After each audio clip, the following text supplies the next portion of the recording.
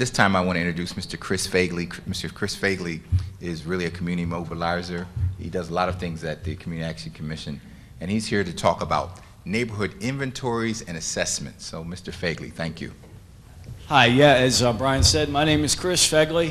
It's good to see a lot of friendly faces in the audience tonight. I work for the Community Action Commission, and I am honored to be the revitalization manager for South Allison Hill in the city of Harrisburg. And I have the duty tonight to try and convince you that doing surveys in your neighborhood is a good thing. How many folks have ever been cooking dinner for their kids or doing the dishes and then there's a knock at the door?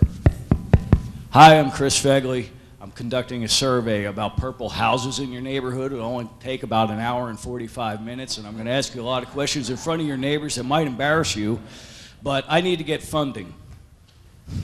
That is the wrong way to go about asking your neighbors for information that you really should understand. And the reason you should understand it is we don't know where we're going unless we know where we're at.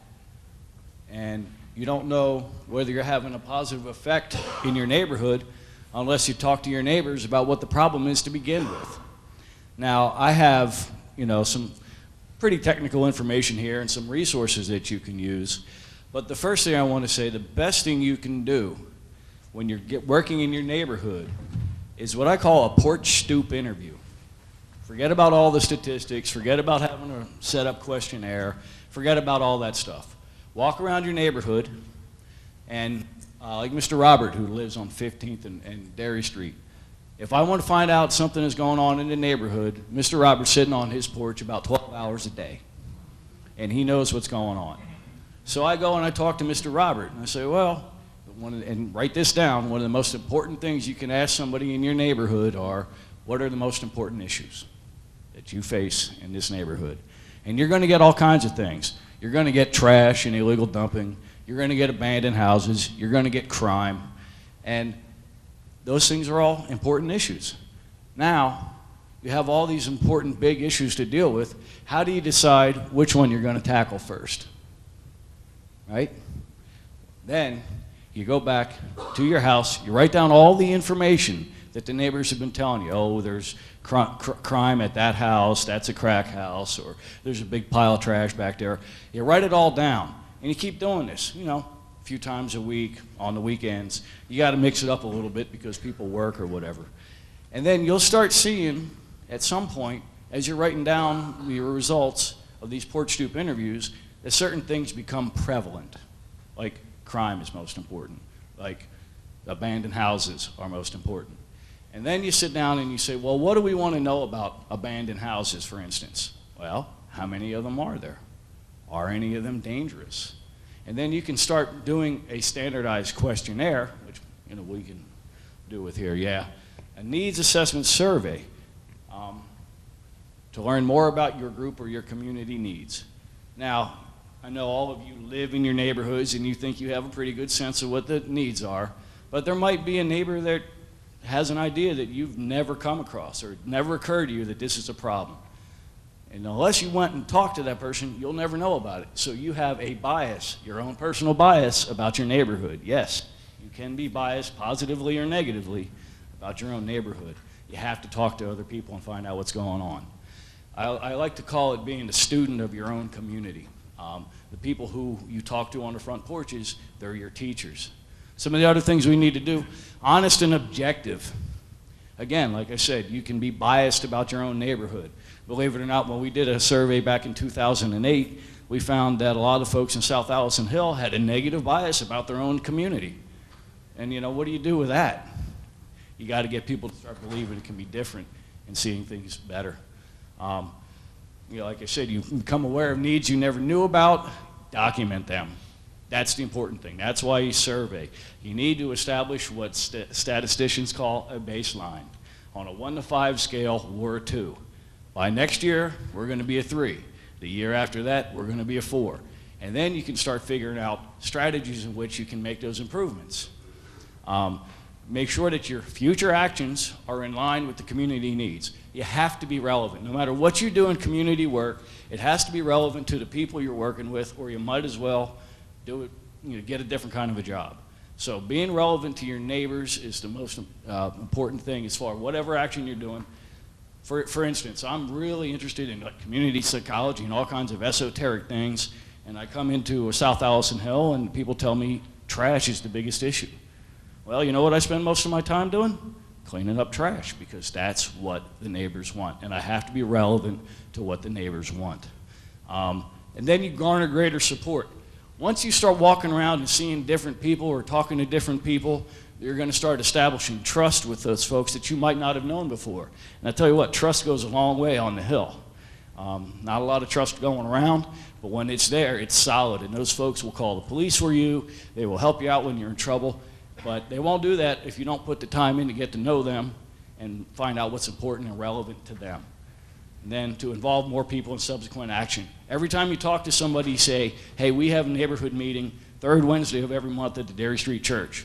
Every time I speak to somebody, come on down, let us know what you're thinking. So always put a plug in for what you're trying to do as an organization, as a crime watch, or whatever. Now the question is, when should you not do a neighborhood survey? When you know that there is a house getting ready to fall down on the corner of your block, you don't have to do a survey about what we're going to do. We're going to call folks, we're going to call Dave, and we're going to try and get it taken care of. No need to do a survey because it's apparent to everybody. And if neighbors don't like you fixing that, well, that's on them. When it's urgent to act right now, when an assessment has been done recently, that's a real important one, especially in low-income minority communities. Folks in those communities are surveyed and all the time, and they get tired of it. And they say, well, you surveyed me 4 years ago and nothing ever happened. Well, maybe not, but we have to keep getting the information from you to make sure, to know that we're not getting those goals met. Unless you talk to me, we won't know that. And then, when the community would see an assessment as redundant or wasteful, you know, that's a tough thing. A lot of people don't like having to answer the door and take time off their busy day to answer a bunch of questions. But it's really important. They have to understand that unless you understand, you can't work as a community to fix it. Next slide, is that on? Okay. Now, how do you carry out the needs assessment? When you talk to all your neighbors, one of the things you're trying to do is identify survey goals. You're trying to figure out, this is what's relevant to the neighbors, so we have to ask about crime. If the neighbors are saying crime is the most important thing, and you start asking about purple houses, you're not going to have any credibility. So you have to, you know, have clear goals with what you're doing with your survey, and you have to, well, decide how much time. I'll tell you, the last time we did a survey, we started in March and we finished in September. So it's really difficult sometimes. But if you have a smaller neighborhood than I'm working on, maybe it should take you a week or two with some committed volunteers, and you should be able to get it done. Deciding how many people you're going to ask the questions. If you go around and you ask all your friends and just the people you know, everybody's going to answer those questions the way you want to hear it, because they want to be liked by you because you're their friends. You need to ask a lot of people. I can successfully get a good survey going with about 150 responses or 200 responses, and that's a lot of work. But once you get up to that level, you can start getting some more objective opinion about what's going on in the neighborhood, and those opinions might surprise you. Decide who will be asked. Some of the issues that we have to face are specific to elders, senior citizens, and things like that. So you have to be able to understand who it is in your neighborhood you're asking. One of the things that we're aware of in South Allison Hill is that 46% of the folks who live in our community are low income. So we're going to ask things about jobs and being able to get access to healthy employment and things like that, because it's relevant to the demographics of our neighborhood. And then you ask the questions that we'll be asking, who will ask the questions? Now this is really important. It's really important to try and find somebody from the neighborhood who looks like people from the neighborhood to ask questions, because we've tried this. We had a bunch of Messiah College students come in, freshmen, sophomores, walking around March, you know, Crescent Street, 8 o'clock at night, completely dark, knocking on the door, and women are opening up the door and say, young lady, you need to find somebody to keep you safe. And they didn't want to answer any questions to any college student. you know? But if somebody that they recognize from the neighborhood is asking, there's already that trust established, and you're going to get honest answers.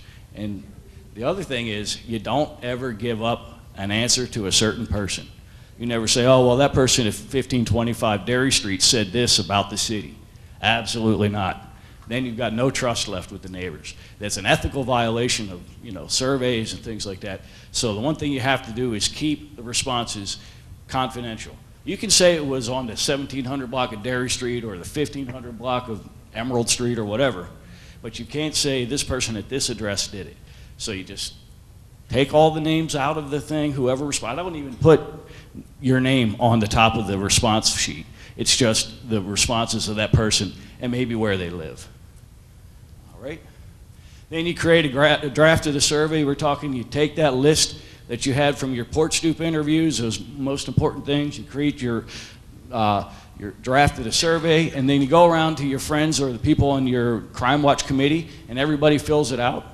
And then you compare answers. And if some people are answering 1s and 2s and other people are answering 5s on the response on a 1 to 5 question, it's probably not a good question because it's going to be all over the place. So if people tend to answer somewhere in the middle, or if everybody's answering close to 4, you know you got a good question. When you take out in the community, it's a reliable question to ask because you've already tested it with your own committees. And administer the survey. Knocking on doors takes a lot of time, and you get a lot of rejections, but eventually you will get good data if you keep at it. You tabulate your results. Now, I can do some very sophisticated statistics, but really all we need to do is count how many people said yes, or count how many people scored this question a 5 or this question a 3. And you just do a percentage. 50% of the people think trash is more important than the 30% of people who think abandoned house is important.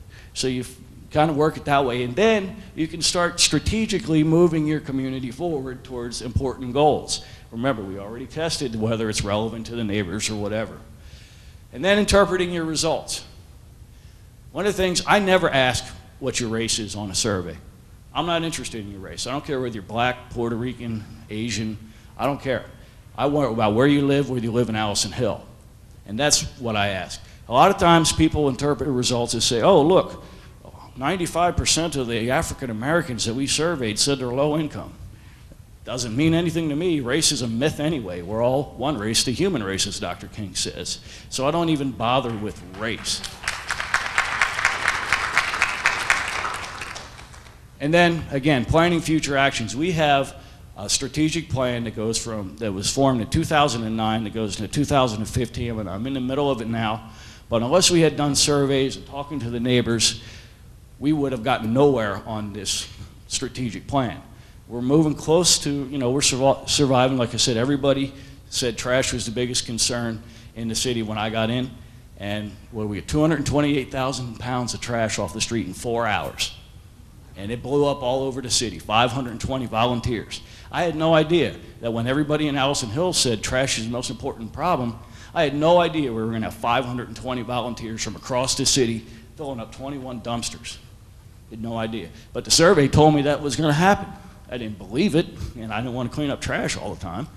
But it blew up because we did our homework. We talked to our neighbors. We were relevant. And then you repeat your assessment. This is what you get from the old ladies on the front porch. You just surveyed me 4 years ago, and I didn't see any changes. Oh, okay, what didn't you see change? Maybe we need to focus on that more.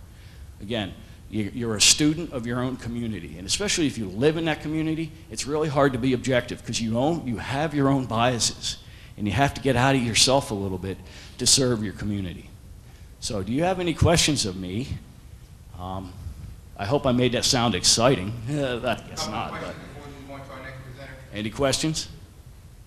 All right, thank you.